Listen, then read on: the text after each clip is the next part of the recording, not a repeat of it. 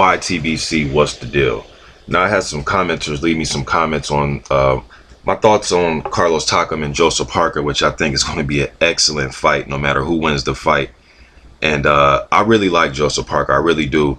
And to be honest with you, man, not to toot my own horn here, but to be honest with you, I'm not going to say I was the first or the only, but as far as here on YouTube, man, the YouTube boxing community, the YTBC, I have to say I was one of the first, I don't know, 2 or 3 guys talking about Joseph Parker.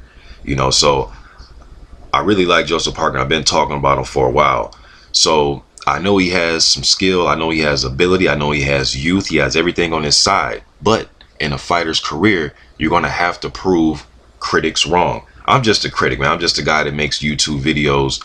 I watch a lot of boxing, but I'm just a critic. So if he proves me wrong, there's nothing wrong with that. And believe you me, I'm going to be the first one to come on here on my page and leave a video giving him his props if he proves me wrong in this fight with Carlos Takam. I think it's a very tough fight. I don't think it's an easy walkover. Now, let me get to my point. All right. Now, obviously, everybody's not going to agree with me, and that's fine.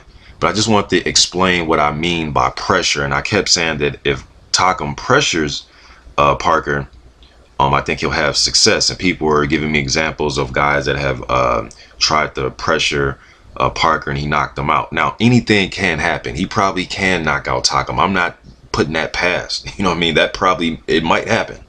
But what I mean by, I don't necessarily mean physical, you know, Joe Frazier type of pressure. What I mean by the type of pressure I want Takam to use, yes, I want it to be somewhat physical, but let me give you an example.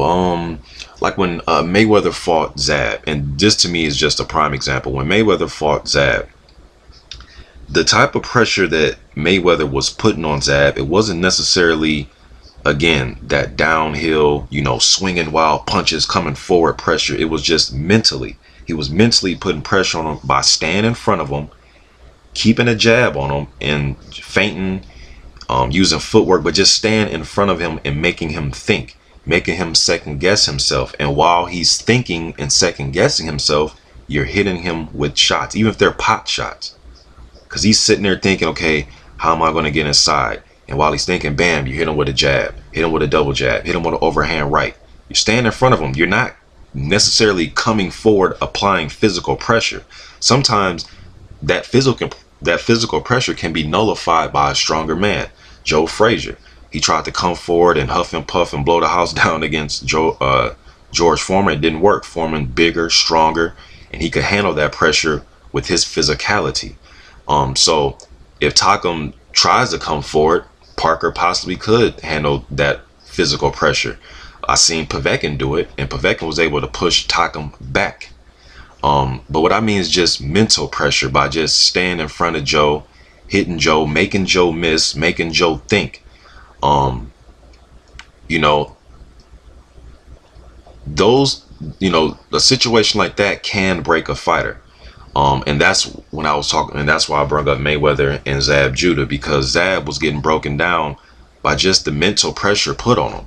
Mayweather stayed in front of him. He couldn't hurt Mayweather. He started to miss. He started to overcommit, and he wasn't sure of what to do. He got caught, as I call it, the twilight zone, when you're just stuck, not really knowing how to handle the situation, not really knowing how to adjust. If Parker can adjust, there's going to be gravy for him. You know what I mean? If he can adjust to what I think can present a problem to him, and that's mental pressure. Not so much just physical, but if Takam could just stay in the pocket, make Joe miss, counter Joe, like I said, make Joe overcommit, come over Joe's, sometimes he can throw a lazy jab. Sometimes, I'm not saying it's the worst jab I ever saw, but sometimes he can. All these fighters are human, just like there's some things that Takam does that can be exploited. I think a mover can really give Takam problems. I think somebody who is much more physically stronger than him in the trenches can give him problems. Why do I think that? Because I've seen what's the guy's name, Gregory Tony. I've seen him give him Takam problems moving and turning him. I've seen Povetkin give Takam problems by pushing him back with his shoulder. They fought in a phone booth, and Takam, like I've said, he's a poor man's James Toney in my opinion, working in the inside. The way he just his defense and his counter punching Just reminds me of a poor man's James Toney, but he got out. Povetkin was more physical to him in the trenches, and that played a big part because Povetkin started to use his shoulder, pushing him back, letting his shots go, but he stayed close. So I'm not saying Parker, there's no way he can win this fight. It's just that this is a big step up, in my opinion. This isn't a old, Francois Botha or a old Cali Meehan or a Jason Bergman. This is by far his best fighter. Doesn't mean he can't win the fight, but I like to be realistic, man. I just don't want to come over here and just give you guys bullshit. Parker's going to knock him out in the first round. I really want to break down the fight, man, because I think there's a lot that can happen in this fight, and a lot can happen in this fight. But that's what I mean by pressure. Can he handle the mental pressure of missing, possibly getting countered?